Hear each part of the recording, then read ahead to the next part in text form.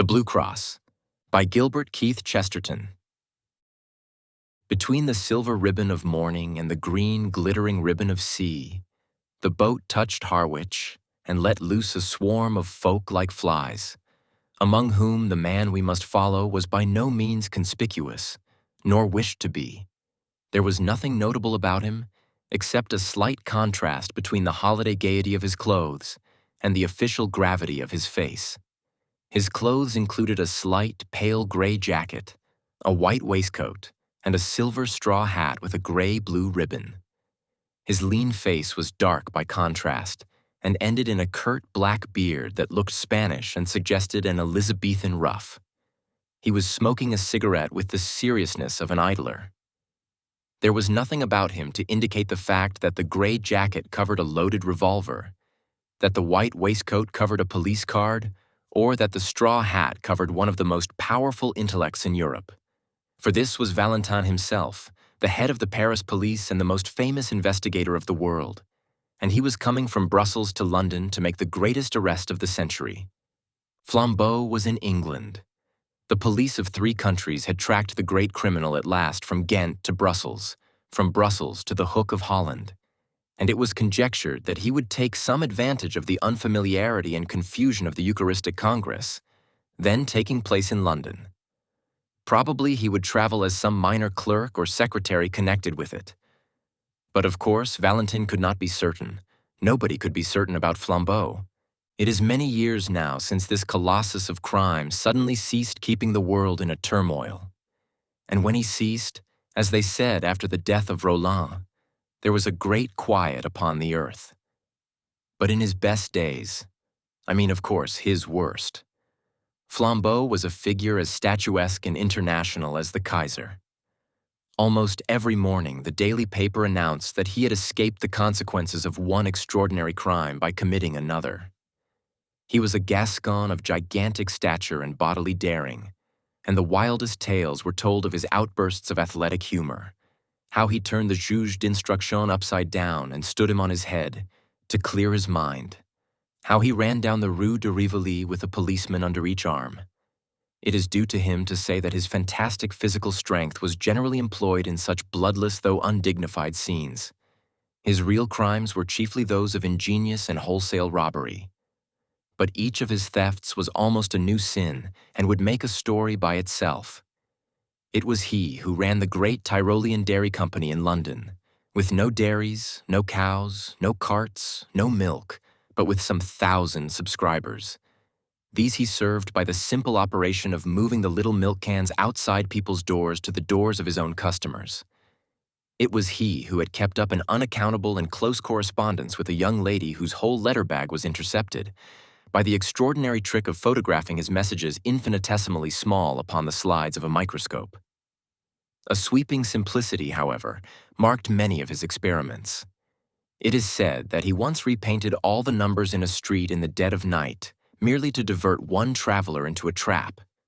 It is quite certain that he invented a portable pillar box, which he put up at corners in quiet suburbs on the chance of strangers dropping postal orders into it. Lastly, he was known to be a startling acrobat. Despite his huge figure, he could leap like a grasshopper and melt into the treetops like a monkey. Hence, the great Valentine, when he set out to find Flambeau, was perfectly aware that his adventures would not end when he had found him. But how was he to find him? On this, the great Valentine's ideas were still in process of settlement. There was one thing which Flambeau, with all his dexterity of disguise, could not cover, and that was his singular height. If Valentine's quick eye had caught a tall apple woman, a tall grenadier, or even a tolerably tall duchess, he might have arrested them on the spot. But all along his train, there was nobody that could be a disguised Flambeau, any more than a cat could be a disguised giraffe. About the people on the boat he had already satisfied himself, and the people picked up at Harwich or on the journey limited themselves with certainty to 6. There was a short railway official traveling up to the terminus. 3 fairly short market gardeners picked up 2 stations afterwards. One very short widow lady going up from a small Essex town, and a very short Roman Catholic priest going up from a small Essex village. When it came to the last case, Valentine gave it up and almost laughed. The little priest was so much the essence of those eastern flats. He had a face as round and dull as a Norfolk dumpling. He had eyes as empty as the North Sea. He had several brown paper parcels, which he was quite incapable of collecting. The Eucharistic Congress had doubtless sucked out of their local stagnation many such creatures, blind and helpless, like moles disinterred. Valentine was a skeptic in the severe style of France, and could have no love for priests. But he could have pity for them, and this one might have provoked pity in anybody. He had a large, shabby umbrella, which constantly fell on the floor. He did not seem to know which was the right end of his return ticket. He explained with a mooncalf simplicity to everybody in the carriage that he had to be careful, because he had something made of real silver with blue stones in one of his brown paper parcels. His quaint blending of Essex flatness with saintly simplicity continuously amused the Frenchman till the priest arrived, somehow, at Tottenham with all his parcels, and came back for his umbrella. When he did the last, Valentine even had the good nature to warn him not to take care of the silver by telling everybody about it. But to whomever he talked, Valentine kept his eye open for someone else. He looked out steadily for anyone, rich or poor, male or female, who was well up to 6 feet, for Flambeau was 4 inches above it. He alighted at Liverpool Street, however, quite conscientiously secure that he had not missed the criminal so far. He then went to Scotland Yard to regularize his position and arrange for help in case of need. He then lit another cigarette and went for a long stroll in the streets of London. As he was walking in the streets and squares beyond Victoria, he paused suddenly and stood. It was a quaint, quiet square, very typical of London, full of an accidental stillness. The tall, flat houses round looked at once prosperous and uninhabited. The square of shrubbery in the center looked as deserted as a green Pacific islet. One of the 4 sides was much higher than the rest, like a dais, and the line of this side was broken by one of London's admirable accidents, a restaurant that looked as if it had strayed from Soho. It was an unreasonably attractive object, with dwarf plants in pots and long striped blinds of lemon yellow and white. It stood specially high above the street, and in the usual patchwork way of London, a flight of steps from the street ran up to meet the front door almost as a fire escape might run up to a first-floor window. Valentine stood and smoked in front of the yellow-white blinds and considered them long. The most incredible thing about miracles is that they happen. A few clouds in heaven do come together into the staring shape of one human eye. A tree does stand up in the landscape of a doubtful journey in the exact and elaborate shape of a note of interrogation. I have seen both these things myself within the last few days. Nelson does die in the instant of victory, and a man named Williams does quite accidentally murder a man named Williamson. It sounds like a sort of infanticide. In short, there is in life an element of elfin coincidence which people reckoning on the prosaic may perpetually miss. As it has been well expressed in the paradox of Poe, wisdom should reckon on the unforeseen. Aristide Valentin was unfathomably French, and the French intelligence is intelligence specially and solely. He was not a thinking machine, for that is a brainless phrase of modern fatalism and materialism. A machine only is a machine because it cannot think. But he was a thinking man and a plain man at the same time. All his wonderful successes that looked like conjuring had been gained by plodding logic, by clear and commonplace French thought. The French electrify the world not by starting any paradox. They electrify it by carrying out a truism. They carry a truism so far, as in the French Revolution. But exactly because Valentin understood reason, he understood the limits of reason. Only a man who knows nothing of motors talks of motoring without petrol. Only a man who knows nothing of reason talks of reasoning without strong, undisputed first principles. Here he had no strong first principles. Flambeau had been missed at Harwich, and if he was in London at all, he might be anything from a tall tramp on Wimbledon Common to a tall toastmaster at the Hotel Metropole. In such a naked state of nescience, Valentine had a view and a method of his own. In such cases, he reckoned on the unforeseen. In such cases, when he could not follow the train of the reasonable, he coldly and carefully followed the train of the unreasonable. Instead of going to the right places, banks, police stations, rendezvous, he systematically went to the wrong places, knocked at every empty house, turned down every cul-de-sac, went up every lane blocked with rubbish, went round every crescent that led him uselessly out of the way. He defended this crazy course quite logically. He said that if one had a clue, this was the worst way. But if one had no clue at all, it was the best. Because there was just the chance that any oddity that caught the eye of the pursuer might be the same that had caught the eye of the pursued. Somewhere a man must begin, and it had better be just where another man might stop. Something about that flight of steps up to the shop, something about the quietude and quaintness of the restaurant, roused all the detective's rare romantic fancy and made him resolve to strike at random. He went up the steps and, sitting down at a table by the window, asked for a cup of black coffee. It was halfway through the morning, and he had not breakfasted. The slight litter of other breakfasts stood about on the table to remind him of his hunger, and adding a poached egg to his order, he proceeded musingly to shake some white sugar into his coffee, thinking all the time about Flambeau. He remembered how Flambeau had escaped, once by a pair of nail scissors, and once by a house on fire, once by having to pay for an unstamped letter, and once by getting people to look through a telescope at a comet that might destroy the world. He thought his detective brain as good as the criminal's, which was true, but he fully realized the disadvantage. The criminal is the creative artist, the detective only the critic, he said with a sour smile, and lifted his coffee cup to his lips slowly, and put it down very quickly. He had put salt in it. He looked at the vessel from which the silvery powder had come. It was certainly a sugar basin, as unmistakably meant for sugar as a champagne bottle for champagne. He wondered why they should keep salt in it. He looked to see if there were any more orthodox vessels. Yes, there were 2 salt cellars quite full. Perhaps there was some speciality in the condiment in the salt cellars. He tasted it. It was sugar. Then he looked round at the restaurant with a refreshed air of interest to see if there were any other traces of that singular artistic taste which puts the sugar in the salt cellars and the salt in the sugar basin. Except for an odd splash of some dark fluid on one of the white-papered walls, the whole place appeared neat, cheerful, and ordinary. He rang the bell for the waiter. When that official hurried up, fuzzy-haired and somewhat blear-eyed at that early hour, the detective, who was not without an appreciation of the simpler forms of humor, asked him to taste the sugar and see if it was up to the high reputation of the hotel. The result was that the waiter yawned suddenly and woke up. "Do you play this delicate joke on your customers every morning?" inquired Valentine.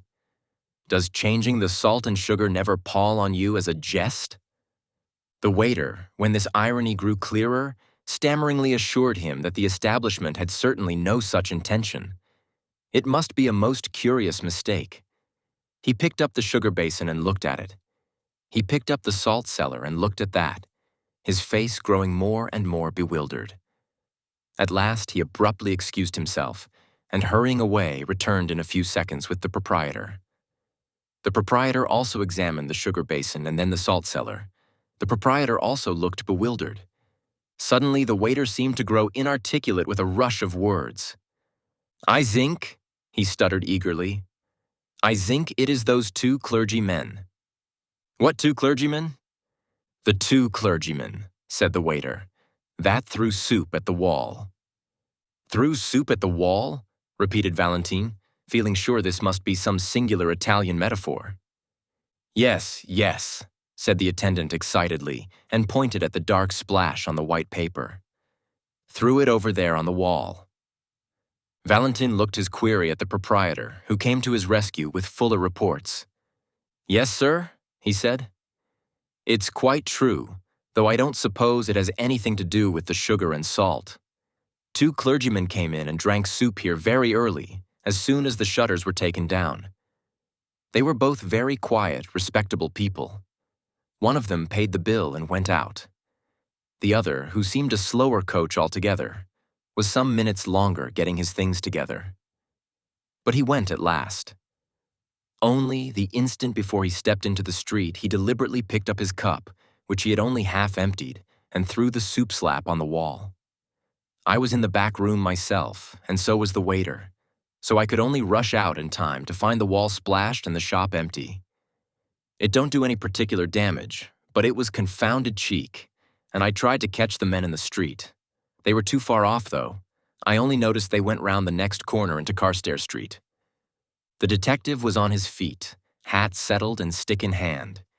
He had already decided that in the universal darkness of his mind, he could only follow the first odd finger that pointed, and this finger was odd enough.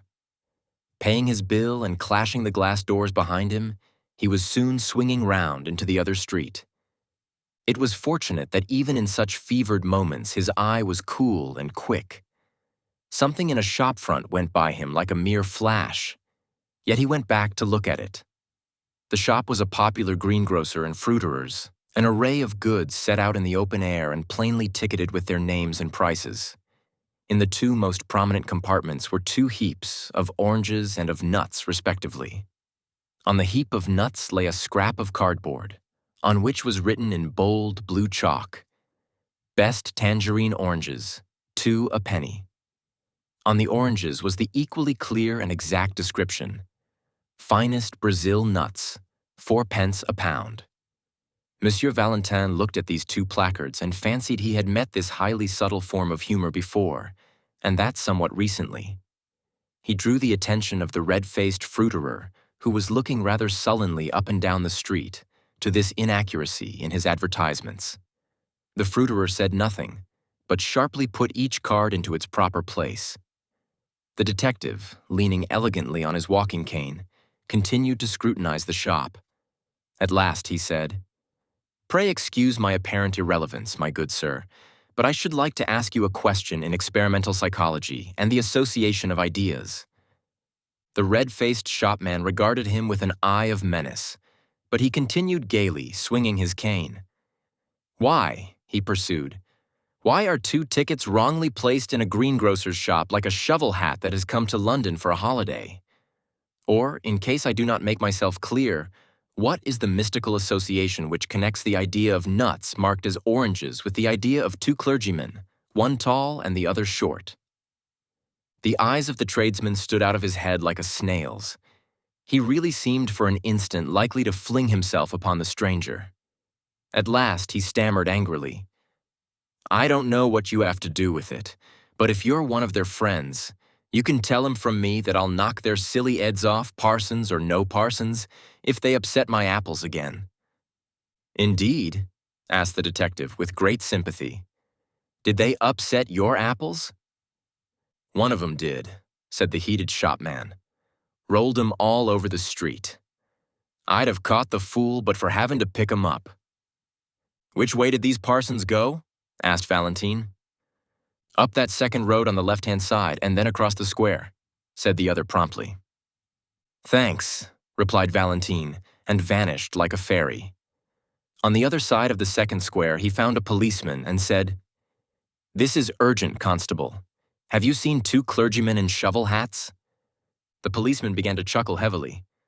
"I have, sir, and if you arst me, one of 'em was drunk. He stood in the middle of the road that bewildered that—" "Which way did they go?" snapped Valentine. "They took one of them yellow buses over there," answered the man, "them that go to Hampstead." Valentine produced his official card and said very rapidly, "Call up 2 of your men to come with me in pursuit," and crossed the road with such contagious energy that the ponderous policeman was moved to almost agile obedience. In a minute and a half, the French detective was joined on the opposite pavement by an inspector and a man in plain clothes. "Well, sir," began the former with smiling importance, "and what may—" Valentine pointed suddenly with his cane. "I'll tell you on the top of that omnibus," he said, and was darting and dodging across the tangle of the traffic. When all 3 sank panting on the top seats of the yellow vehicle, the inspector said, "We could go 4 times as quick in a taxi." "Quite true," replied their leader placidly, "if we only had an idea of where we were going." Well, where are you going? Asked the other, staring. Valentine smoked frowningly for a few seconds. Then, removing his cigarette, he said, "If you know what a man's doing, get in front of him. But if you want to guess what he's doing, keep behind him. Stray when he strays. Stop when he stops. Travel as slowly as he. Then you may see what he saw and may act as he acted. All we can do is to keep our eyes skinned for a queer thing." "What sort of queer thing do you mean?" asked the inspector. "Any sort of queer thing," answered Valentine, and relapsed into obstinate silence. The yellow omnibus crawled up the northern roads for what seemed like hours on end. The great detective would not explain further, and perhaps his assistants felt a silent and growing doubt of his errand. Perhaps, also, they felt a silent and growing desire for lunch, for the hours crept long past the normal luncheon hour, and the long roads of the North London suburbs seemed to shoot out into length after length, like an infernal telescope. It was one of those journeys on which a man perpetually feels that now at last he must have come to the end of the universe, and then finds he has only come to the beginning of Tufnell Park. London died away in draggled taverns and dreary scrubs, and then was unaccountably born again in blazing high streets and blatant hotels. It was like passing through 13 separate vulgar cities, all just touching each other. But though the winter twilight was already threatening the road ahead of them, the Parisian detective still sat silent and watchful, eyeing the frontage of the streets that slid by on either side. By the time they had left Camden Town behind, the policemen were nearly asleep. At least they gave something like a jump as Valentin leapt erect, struck a hand on each man's shoulder, and shouted to the driver to stop. They tumbled down the steps into the road without realizing why they had been dislodged. When they looked round for enlightenment, they found Valentin triumphantly pointing his finger towards a window on the left side of the road. It was a large window, forming part of the long facade of a gilt and palatial public house. It was the part reserved for respectable dining and labeled restaurant. This window, like all the rest along the frontage of the hotel, was of frosted and figured glass. But in the middle of it was a big black smash, like a star in the ice. "Our cue at last," cried Valentine, waving his stick. "The place with the broken window." "What window? What cue?" asked his principal assistant. "Why, what proof is there that this has anything to do with them?" Valentine almost broke his bamboo stick with rage. "Proof!" he cried. "Good God, the man is looking for proof. Why, of course, the chances are 20 to 1 that it has nothing to do with them. But what else can we do? Don't you see we must either follow one wild possibility or else go home to bed?" He banged his way into the restaurant, followed by his companions, and they were soon seated at a late luncheon at a little table and looked at the star of smashed glass from the inside. Not that it was very informative to them even then. "Got your window broken, I see," said Valentine to the waiter as he paid the bill. "Yes, sir," answered the attendant, bending busily over the change, to which Valentine silently added an enormous tip. The waiter straightened himself with mild but unmistakable animation. "Ah, yes, sir," he said. "Very odd thing, that, sir." "Indeed." "Tell us about it," said the detective with careless curiosity. "Well, 2 gents in black came in," said the waiter. "2 of those foreign parsons that are running about. They had a cheap and quiet little lunch, and one of them paid for it and went out. The other was just going out to join him when I looked at my change again and found he'd paid me more than 3 times too much. 'Here,' I says to the chap who was nearly out of the door, 'you've paid too much.' 'Oh,' he says, very cool, 'have we?'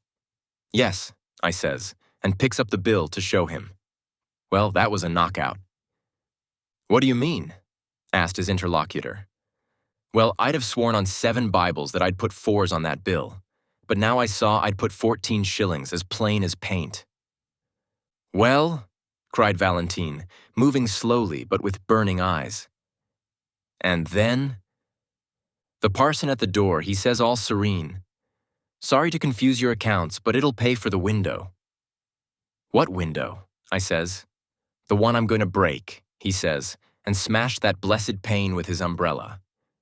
All three inquirers made an exclamation, and the inspector said under his breath, "Are we after escaped lunatics?"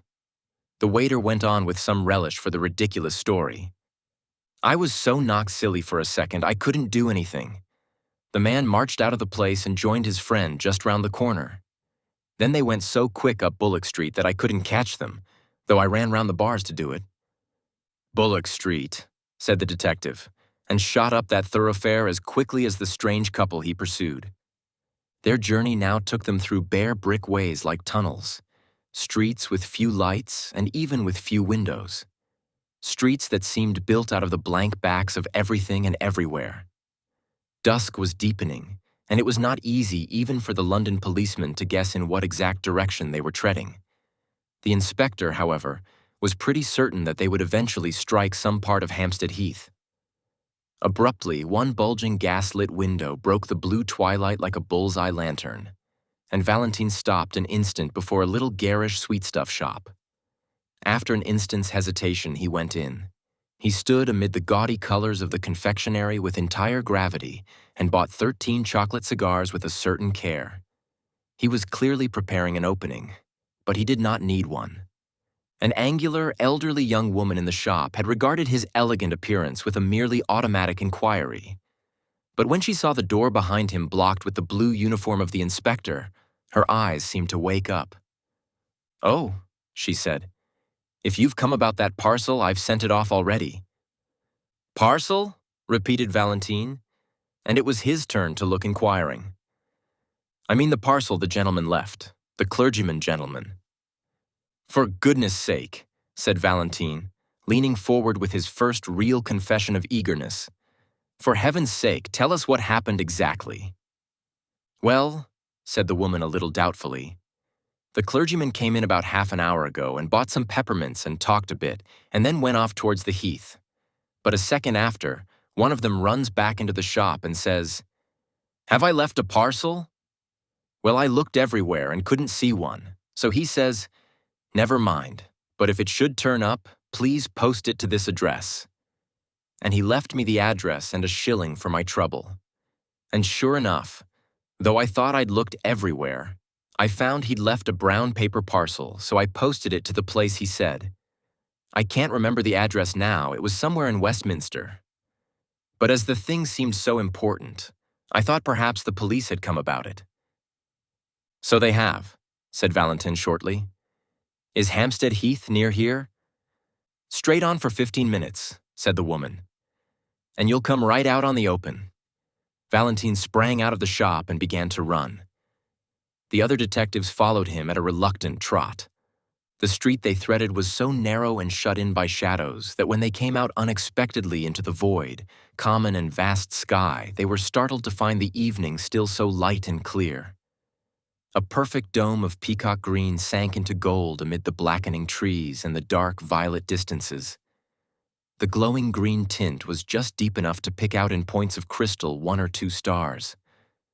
All that was left of the daylight lay in a golden glitter across the edge of Hampstead and that popular hollow which is called the Vale of Health. The holiday makers who roamed this region had not wholly dispersed. A few couples sat shapelessly on benches, and here and there a distant girl still shrieked in one of the swings.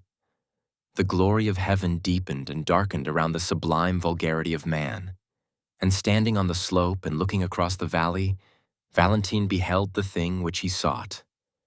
Among the black and breaking groups in that distance was one especially black which did not break, a group of 2 figures clerically clad. Though they seemed as small as insects, Valentine could see that one of them was much smaller than the other. Though the other had a student's stoop and an inconspicuous manner, he could see that the man was well over 6 feet high. He shut his teeth and went forward, whirling his stick impatiently. By the time he had substantially diminished the distance and magnified the 2 black figures as in a vast microscope, he had perceived something else, something which startled him, and yet which he had somehow expected. Whoever was the tall priest, there could be no doubt about the identity of the short one. It was his friend of the Harwich train, the stumpy little cure of Essex whom he had warned about his brown paper parcels. Now, so far as this went, everything fitted in finally and rationally enough. Valentine had learned by his inquiries that morning that a Father Brown from Essex was bringing up a silver cross with sapphires, a relic of considerable value, to show some of the foreign priests at the Congress. This undoubtedly was the silver with blue stones, and Father Brown undoubtedly was the little greenhorn in the train. Now there was nothing wonderful about the fact that what Valentin had found out, Flambeau had also found out. Flambeau found out everything. Also, there was nothing wonderful in the fact that when Flambeau heard of a sapphire cross, he should try to steal it. That was the most natural thing in all natural history. And most certainly there was nothing wonderful about the fact that Flambeau should have it all his own way with such a silly sheep as the man with the umbrella and the parcels. He was the sort of man whom anybody could lead on a string to the North Pole.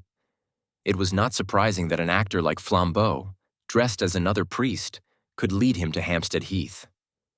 So far the crime seemed clear enough, and while the detective pitied the priest for his helplessness, he almost despised Flambeau for condescending to so gullible a victim. But when Valentine thought of all that had happened in between, of all that had led him to his triumph, he racked his brains for the smallest rhyme or reason in it. What had the stealing of a blue and silver cross from a priest from Essex to do with chucking soup at wallpaper? What had it to do with calling nuts oranges, or with paying for windows first and breaking them afterwards? He had come to the end of his chase, yet somehow he had missed the middle of it. When he failed, which was seldom, he had usually grasped the clue, but nevertheless missed the criminal. Here he had grasped the criminal, but still he could not grasp the clue. The two figures that they followed were crawling like black flies across the huge green contour of a hill. They were evidently sunk in conversation, and perhaps did not notice where they were going. But they were certainly going to the wilder and more silent heights of the heath. As their pursuers gained on them, the latter had to use the undignified attitudes of the deerstalker, to crouch behind clumps of trees and even to crawl prostrate in deep grass. By these ungainly ingenuities, the hunters even came close enough to the quarry to hear the murmur of the discussion. But no word could be distinguished except the word reason, recurring frequently in a high and almost childish voice. Once over an abrupt dip of land and a dense tangle of thickets, the detectives actually lost the two figures they were following. They did not find the trail again for an agonizing 10 minutes, and then it led round the brow of a great dome of hill overlooking an amphitheater of rich and desolate sunset scenery. Under a tree in this commanding yet neglected spot was an old ramshackle wooden seat. On this seat sat the two priests still in serious speech together. The gorgeous green and gold still clung to the darkening horizon, but the dome above was turning slowly from peacock green to peacock blue, and the stars detached themselves more and more like solid jewels. Mutely motioning to his followers, Valentine contrived to creep up behind the big branching tree, and, standing there in deathly silence, heard the words of the strange priests for the first time. After he had listened for a minute and a half, he was gripped by a devilish doubt. Perhaps he had dragged the two English policemen to the wastes of a nocturnal heath on an errand no saner than seeking figs on its thistles. For the two priests were talking exactly like priests, piously, with learning and leisure, about the most aerial enigmas of theology. The little Essex priest spoke the more simply, with his round face turned to the strengthening stars. The other talked with his head bowed, as if he were not even worthy to look at them. But no more innocently clerical conversation could have been heard in any white Italian cloister or black Spanish cathedral. The first he heard was the tale of one of Father Brown's sentences, which ended, "What they really meant in the Middle Ages by the heavens being incorruptible." The taller priest nodded his bowed head and said, "Ah, yes, these modern infidels appeal to their reason. But who can look at those millions of worlds and not feel that there may well be wonderful universes above us where reason is utterly unreasonable?" "No," said the other priest. "Reason is always reasonable, even in the last limbo, in the lost borderland of things. I know that people charge the church with lowering reason, but it is just the other way. Alone on earth, the church makes reason really supreme. Alone on earth, the church affirms that God himself is bound by reason. The other priest raised his austere face to the spangled sky and said, "Yet, who knows if in that infinite universe—" "Only infinite physically," said the little priest, turning sharply in his seat. "Not infinite in the sense of escaping from the laws of truth." Valentine behind his tree was tearing his fingernails with silent fury. He seemed almost to hear the sniggers of the English detectives whom he had brought so far on a fantastic guess, only to listen to the metaphysical gossip of two mild old parsons. In his impatience, he lost the equally elaborate answer of the tall cleric, and when he listened again, it was again Father Brown who was speaking. "Reason and justice grip the remotest and the loneliest star. Look at those stars. Don't they look as if they were single diamonds and sapphires? Well, you can imagine any mad botany or geology you please. Think of forests of adamant with leaves of brilliance. Think the moon is a blue moon, a single elephantine sapphire. But don't fancy that all that frantic astronomy would make the smallest difference to the reason and justice of conduct. On plains of opal, under cliffs cut out of pearl, you would still find a notice board, 'Thou shalt not steal.'" Valentine was just in the act of rising from his rigid and crouching attitude and creeping away as softly as might be, felled by the one great folly of his life. But something in the very silence of the tall priest made him stop until the latter spoke. When at last he did speak, he said simply, his head bowed and his hands on his knees, "Well, I think that other worlds may perhaps rise higher than our reason. The mystery of heaven is unfathomable, and I for one can only bow my head." Then, with brow yet bent and without changing by the faintest shade his attitude or voice, he added, "Just hand over that sapphire cross of yours, will you? We're all alone here, and I could pull you to pieces like a straw doll." The utterly unaltered voice and attitude added a strange violence to that shocking change of speech. But the garter of the relic only seemed to turn his head by the smallest section of the compass. He seemed still to have a somewhat foolish face turned to the stars. Perhaps he had not understood, or perhaps he had understood and sat rigid with terror. "Yes," said the tall priest, in the same low voice and in the same still posture. "Yes, I am Flambeau." Then, after a pause, he said, "Come, will you give me that cross?" "No," said the other, and the monosyllable had an odd sound. Flambeau suddenly flung off all his pontifical pretensions. The great robber leaned back in his seat and laughed low but long. "No," he cried, "you won't give it me, you proud prelate. You won't give it me, you little celibate simpleton. Shall I tell you why you won't give it me? Because I've got it already in my own breast pocket." The small man from Essex turned what seemed to be a dazed face in the dusk and said, with the timid eagerness of the private secretary, Are you sure?" Flambeau yelled with delight. "Really, you're as good as a three-act farce," he cried. "Yes, you turnip, I am quite sure. I had the sense to make a duplicate of the right parcel, and now, my friend, you've got the duplicate and I've got the jewels. An old dodge, Father Brown, a very old dodge." "Yes," said Father Brown, and passed his hand through his hair with the same strange vagueness of manner. "Yes, I've heard of it before." The colossus of crime leaned over to the little rustic priest with a sort of sudden interest. "You have heard of it?" he asked. "Where have you heard of it?" "Well, I mustn't tell you his name, of course," said the little man simply. "He was a penitent, you know. He had lived prosperously for about 20 years entirely on duplicate brown paper parcels. And so, you see, when I began to suspect you, I thought of this poor chap's way of doing it at once." "Began to suspect me?" repeated the outlaw with increased intensity. Did you really have the gumption to suspect me just because I brought you up to this bare part of the heath? No, no, said Brown with an air of apology. You see, I suspected you when we first met.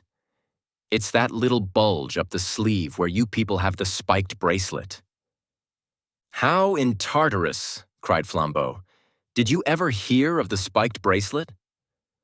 Oh, one's little flock, you know, said Father Brown, arching his eyebrows rather blankly. When I was a curate in Hartlepool, there were 3 of them with spiked bracelets. So, as I suspected you from the first, don't you see? I made sure that the cross should go safe, anyhow. I'm afraid I watched you, you know. So at last, I saw you change the parcels. Then, don't you see? I changed them back again. And then I left the right one behind. Left it behind?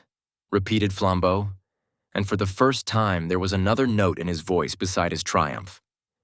Well, it was like this, said the little priest, speaking in the same unaffected way. I went back to that sweet shop and asked if I'd left a parcel, and gave them a particular address if it turned up. Well, I knew I hadn't, but when I went away again, I did. So, instead of running after me with that valuable parcel, they have sent it flying to a friend of mine in Westminster. Then he added rather sadly, I learnt that too from a poor fellow in Hartlepool. He used to do it with handbags he stole at railway stations, but he's in a monastery now. Oh, one gets to know, you know, he added, rubbing his head again with the same sort of desperate apology. We can't help being priests. People come and tell us these things. Flambeau tore a brown paper parcel out of his inner pocket and rent it in pieces. There was nothing but paper and sticks of lead inside it. He sprang to his feet with a gigantic gesture and cried, I don't believe you. I don't believe a bumpkin like you could manage all that. I believe you've still got the stuff on you, and if you don't give it up, why, we're all alone and I'll take it by force. No, said Father Brown simply, and stood up also. You won't take it by force. First, because I really haven't still got it. And second, because we are not alone. Flambeau stopped in his stride forward. Behind that tree, said Father Brown, pointing, are 2 strong policemen and the greatest detective alive. How did they come here, do you ask? Why, I brought them, of course. How did I do it? Why, I'll tell you if you like. Lord bless you, we have to know 20 such things when we work among the criminal classes. Well, I wasn't sure you were a thief, and it would never do to make a scandal against one of our own clergy. So I just tested you to see if anything would make you show yourself. A man generally makes a small scene if he finds salt in his coffee. If he doesn't, he has some reason for keeping quiet. I changed the salt and sugar, and you kept quiet. A man generally objects if his bill is 3 times too big. If he pays it, he has some motive for passing unnoticed. I altered your bill, and you paid it. The world seemed waiting for Flambeau to leap like a tiger. But he was held back as by a spell. He was stunned with the utmost curiosity. Well, went on Father Brown with lumbering lucidity, as you wouldn't leave any tracks for the police, of course somebody had to. At every place we went to, I took care to do something that would get us talked about for the rest of the day. I didn't do much harm. A splashed wall, spilt apples, a broken window. But I saved the cross, as the cross will always be saved. It is at Westminster by now. I rather wonder you didn't stop it with the donkey's whistle. With the what? Asked Flambeau. I'm glad you've never heard of it, said the priest, making a face. It's a foul thing. I'm sure you're too good a man for a whistler. I couldn't have countered it even with the spots myself. I'm not strong enough in the legs. What on earth are you talking about? Asked the other. Well, I did think you'd know the spots, said Father Brown, agreeably surprised. Oh, you can't have gone so very wrong yet. How in blazes do you know all these horrors? Cried Flambeau. The shadow of a smile crossed the round, simple face of his clerical opponent. Oh, by being a celibate simpleton, I suppose, he said. Has it never struck you that a man who does next to nothing but hear men's real sins is not likely to be wholly unaware of human evil? But, as a matter of fact, another part of my trade, too, made me sure you weren't a priest. What? asked the thief, almost gaping. You attacked reason, said Father Brown. It's bad theology. And even as he turned away to collect his property, the three policemen came out from under the twilight trees. Flambeau was an artist and a sportsman. He stepped back and swept Valentin a great bow. Do not bow to me, mon ami, said Valentin with silver clearness. Let us both bow to our master. And they both stood an instant uncovered while the little Essex priest blinked about for his umbrella. The end. Best audiobooks for free hopes that you have enjoyed this production of The Blue Cross by G.K. Chesterton. Please subscribe to our channel on YouTube and Rumble, as your subscription is the support we need to create more great free content. Please look to our website at bestaudiobooksforfree.com for a complete list of our audiobooks.